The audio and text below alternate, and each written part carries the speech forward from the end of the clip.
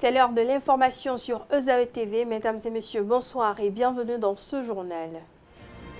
Dans le cadre des Jeux universitaires au Bénin, l'École supérieure d'administration, d'économie, de journalisme et des métiers de l'audiovisuel ESAE est représentée dans différentes catégories.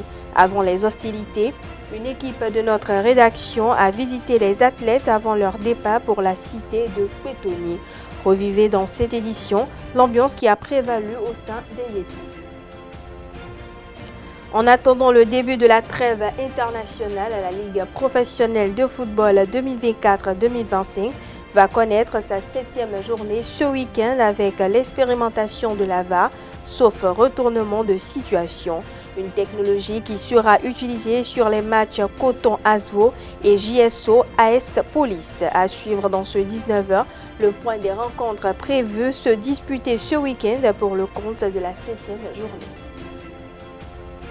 Hors de nos frontières au Ghana, les tensions politiques grandissent de plus en plus à moins d'un mois de l'élection présidentielle, lesquelles élections sont prévues pour le 7 décembre prochain. Le Parlement a de nouveau été ajourné pour une durée indéterminée. Le fichier électoral, quant à lui, est toujours contesté par le principal parti d'opposition. On en parle dans ce journal.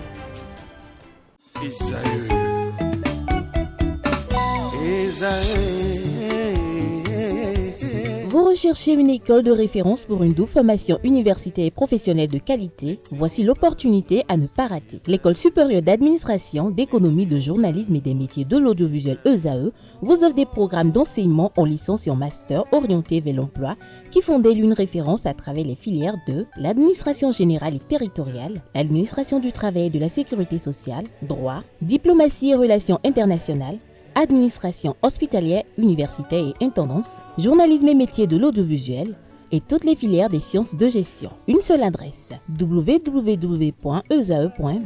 Rendez-vous dès maintenant sur nos campus ESAE Bedromende au numéro 90 93 65 21 ou au numéro 98 98 14 00. Paracourt sur le numéro 52 46 12 12. Aboumé-Calavi au numéro 52 88 44 44. Akpaka au numéro 52 88 33 33. ESAE, l'excellence à un nom.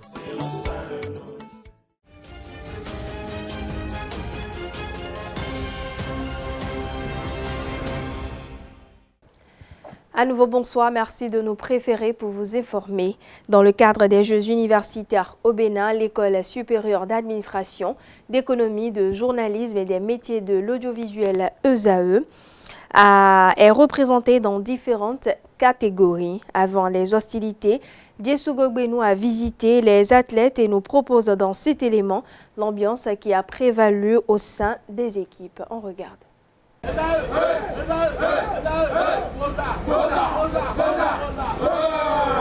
Démarrage des Jeux universitaires au Bénin, l'École supérieure d'administration, d'économie, du journalisme et des métiers de l'audiovisuel met le cap sur Djougou dans les disciplines de football et du handball masculin comme féminin. Le capitaine de l'équipe de football montre le moral de ses coéquipiers. Vous savez qu'on va faire les champions, non?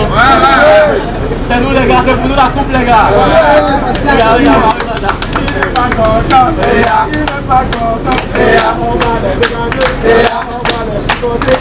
Un seul défi pour cette compétition, ressorti vainqueur.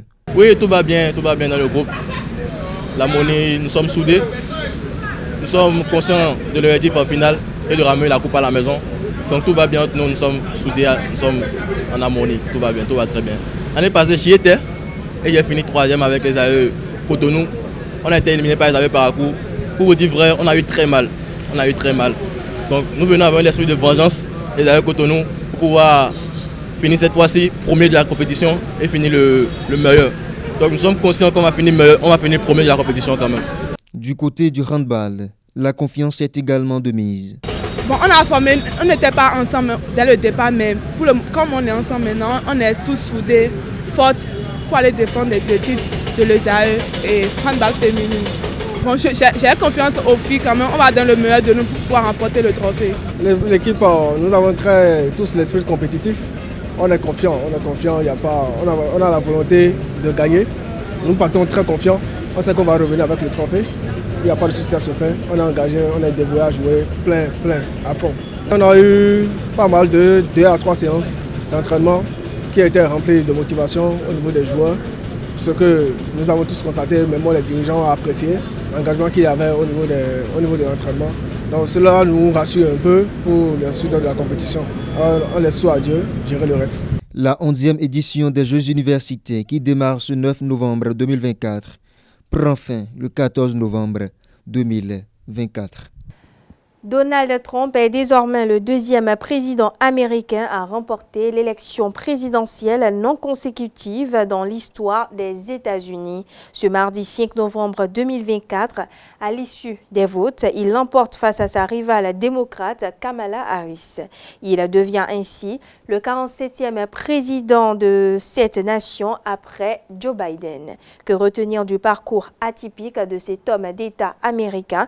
Élément de réponse dans cette capsule vidéo signée Nansirine Fatoubi. Depuis ce mardi 5 novembre 2024, le peuple américain a un nouveau président. Il s'agit de Donald Trump. Qui est-il? Né le 14 juin 1946 à New York, Donald Trump est un homme d'affaires américain, homme d'État.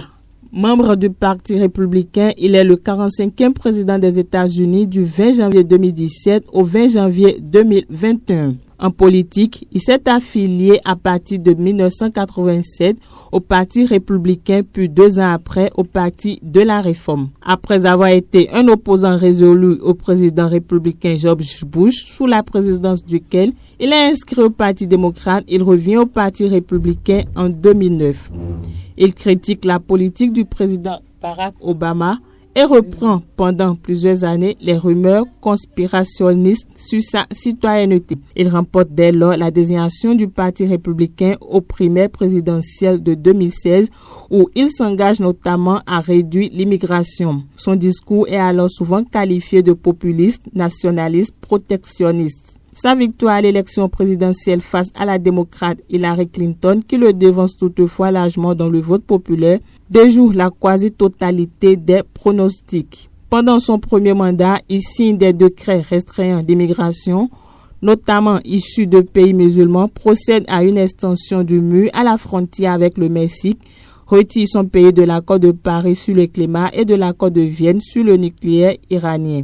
Au début de l'année 2020, impliqué dans une controverse avec le président ukrainien Volodymyr Zelensky, il subit une première procédure de destitution à la suite de laquelle il est acquitté par le Sénat. Candidat à l'élection présidentielle de 2020, il est battu par le démocrate Joe Biden. Refusant de concéder sa défaite, il s'engage des recours juridiques qui sont quasiment tous rejetés et retardent la transition présidentielle. Le 6 janvier 2021, l'assaut du Capitole par certains de ses partisans, notamment venus de l'ultra-droite, qui s'est déroulé après qu'il ait tenu un discours incendiaire, est considéré comme une insurrection ou une tentative de coup d'État ainsi qu'un épisode de violence politique sans précédent dans une démocratie avancée. Fait inédit pour un président américain, une seconde procédure de destitution est alors lancée contre lui. Il refuse d'assister à l'investiture de son successeur. Conservant une influence importante au sein du parti politique républicain,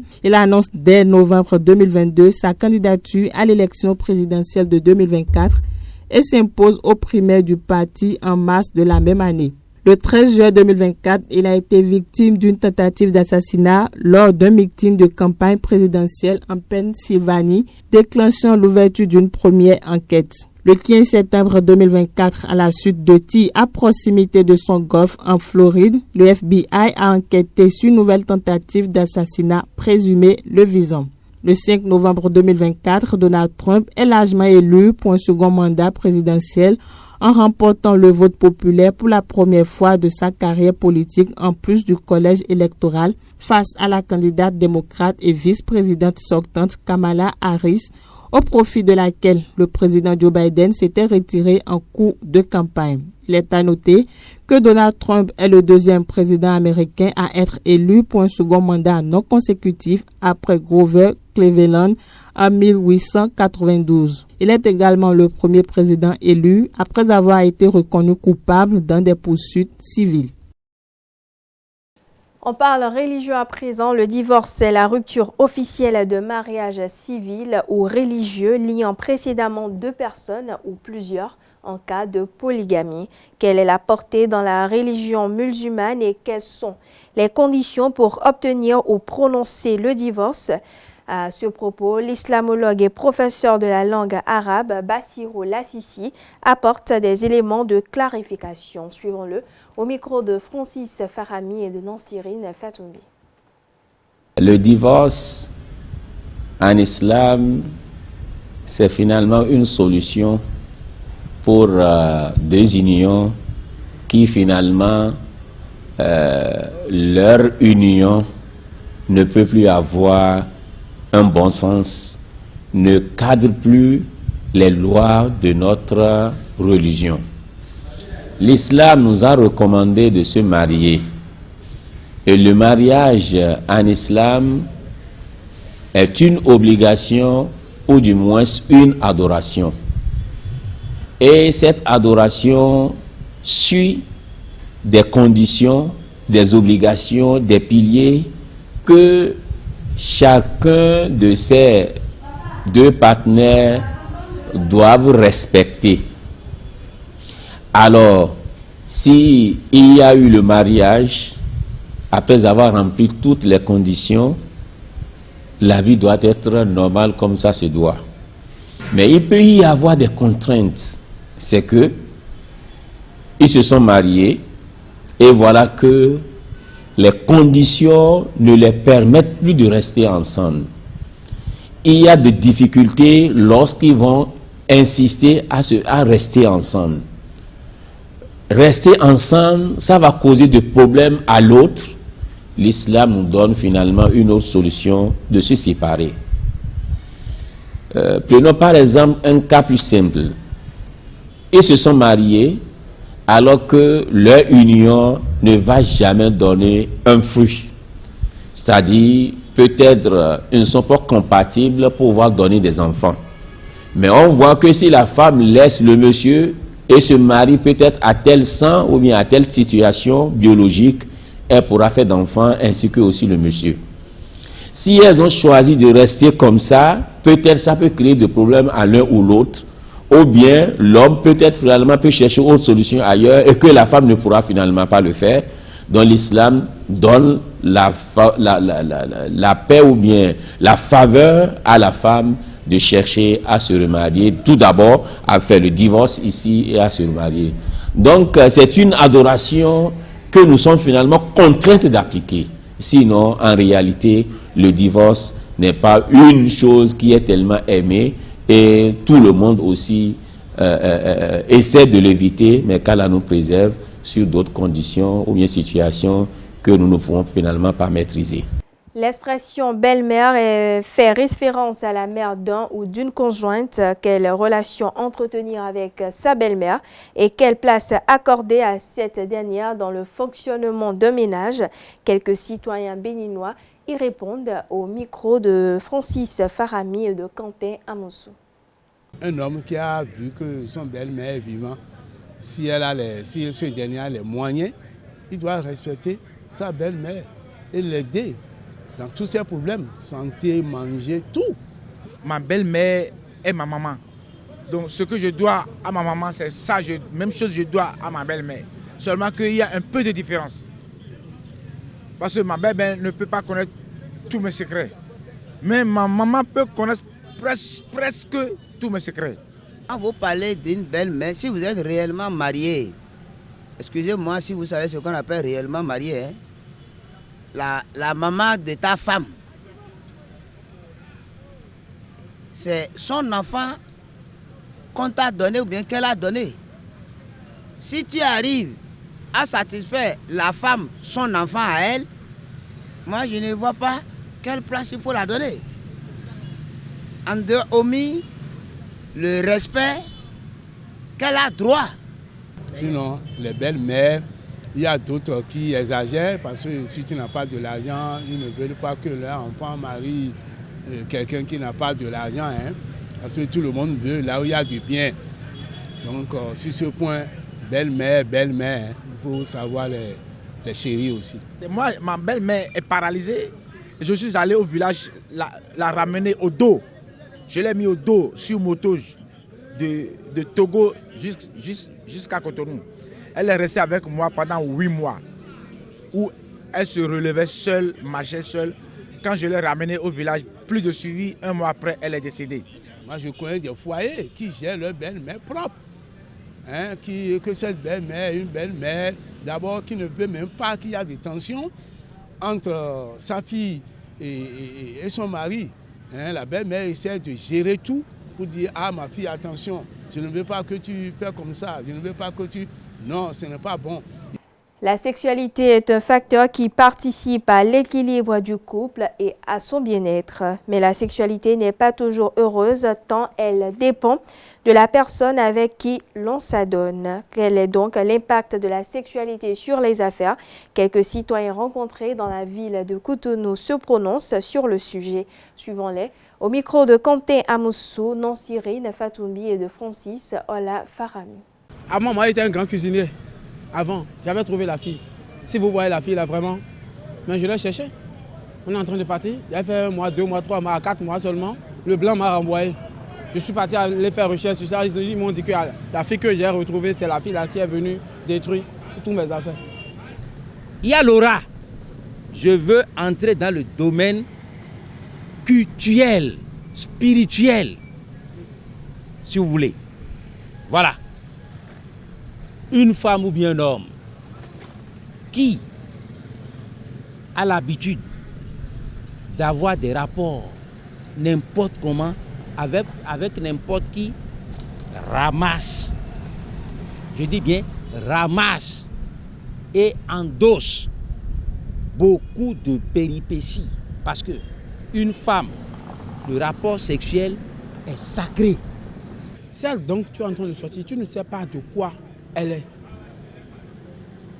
Avant, les anciens, nos vieux, nos vieux parents, s'ils cherchent des femmes, des femmes, mais là, ils n'ont qu'un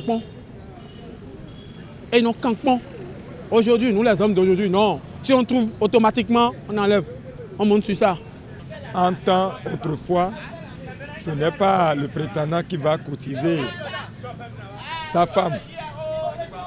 Il y a beaucoup de rites qui se mènent pour pouvoir contracter un mariage. Et les aînés avaient les sciences et la sagesse qu'il fallait, j'allais dire, pour pouvoir aller à bout de la chose.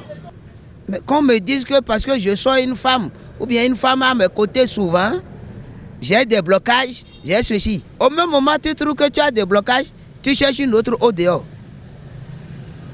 Mais comment veux-tu que tu vives tranquillement quand l'autre sait que c'est parce que tu es en train de chercher une autre femme au dehors que tu viens dire que parce que nous sommes ensemble qu'il y a un blocage. Il n'y a pas de femme qui bloque la route à quelqu'un sur sa vie spirituelle.